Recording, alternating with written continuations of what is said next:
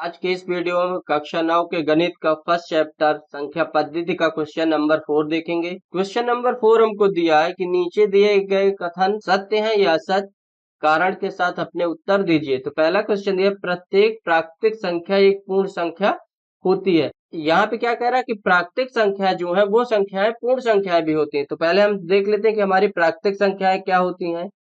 तो हमारी जो क्या होती हैं प्राकृतिक संख्याएं होती हैं वो क्या होती हैं, 1 2 3 4 डैश डैश इस तरह करके अनंत तक जब संख्या आ जाती है वो क्या होती है, हमारी प्राकृतिक संख्याएं होती हैं। और पूर्ण संख्या क्या होता है हमारा, तो देखेंगे हम पूर्ण संख्या।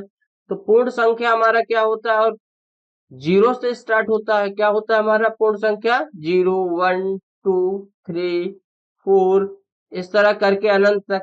तो प्राकृतिक संख्या हमारी 1 से स्टार्ट होती हैं और पूर्ण संख्याएं हमारी 0 से स्टार्ट होती हैं। अब क्वेश्चन क्या कह रहे हैं, प्रत्येक प्राकृतिक संख्या एक पूर्ण संख्या है। यानी प्राकृतिक संख्या क्या हमारी 1 से स्टार्ट है और पूर्ण संख्या हमारा 0 से स्टार्ट है। तो ये हमारा क्या है, कथन पहले सत्य है। क्यों, क्योंकि जो भी प्राकृतिक संख्याएं हैं वो सारी किस में है, पूर्ण संख्याओं में है। तो यहाँ पे हम लिख भी सकते हैं क्या, कि प्रत्येक प्राकृतिक संख्या एक पूर्ण संख्या होती है। ये क्या है, क्वेश्चन हमारा सत्य है। अब देखेंगे नेक्स्ट, यानी क्वेश्चन नंबर चौथे का सेकंड। चौथे के दूसरा क्वेश्चन क्या दिया हमको, प्रत्येक पूर्णांक एक पूर्ण संख्या होती है। तो हम यहाँ पहले क्या देखेंगे कि पूर्णांक क्या होता है और पूर्ण संख्या क्या होती है। तो पूर्णांक हम देखेंगे, पहले क्या देखेंगे, पूर्णांक। तो पूर्णांक हमारा जो होता है वो क्या होता है, धनात्मक भी होता है। क्या होता है, धनात्मक। और क्या होता है हमारा, ऋणात्मक भी होता है।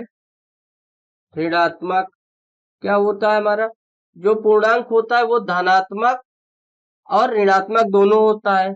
लेकिन जो हमारा क्या होता है, पूर्ण संख्या होती है, जो क्या होती है हमारी पूर्ण संख्या होती है, वह तो 0 हो सकती है या क्या हो सकती है, धनात्मक हो सकती है। क्या हो सकती है, धनात्मक हो सकती है। तो इसमें क्या कह रहा है कि प्रत्येक पूर्णांक एक पूर्ण संख्या है। तो पूर्णांक में तो हमारा ऋणात्मक भी आ रहा है, लेकिन पूर्ण संख्या में हमारा क्या है, 0 या धनात्मक है। इसलिए हमारा ये क्वेश्चन क्या है, असत्य है। क्या है क्वेश्चन, असत्य है। ये हमारा गलत क्वेश्चन है। अब आइए क्वेश्चन नंबर 3 की तरफ बढ़ेंगे। क्वेश्चन नंबर 3 क्या कह रहा है कि प्रत्येक परिमेय संख्या एक पूर्ण संख्या होती है। क्या कह रहा है क्वेश्चन, कि परिमेय संख्या जो है, प्रत्येक परिमेय संख्या जो है वो एक पूर्ण संख्या होती है। तो परिमेय संख्या क्या होती है हमारी, तो परिमेय संख्या वह संख्या होती है, वह संख्या जिसे हम p बाई क्यू के रूप में लिख सकते हैं। किसमें, p बाई क्यू के रूप में लिख सकते हैं, लिख सकते हैं। वह हमारी क्या होती है, परिमेय संख्या होती है। लेकिन सभी परिमेय संख्याएं पूर्ण संख्याएं नहीं होती। तो यहाँ पे क्या है हमारा, यहाँ पे लिखेंगे हम कि सभी परिमेय संख्याएं पूर्ण संख्या नहीं होती है। जैसे में 3/4 हमारी क्या है, परिमेय संख्या है, परिमेय संख्या है, पर पूर्ण संख्या क्या है, पर पूर्ण संख्या नहीं है। ये हमारी क्या है, 3/4 परिमेय संख्या है पर पूर्ण संख्या नहीं है।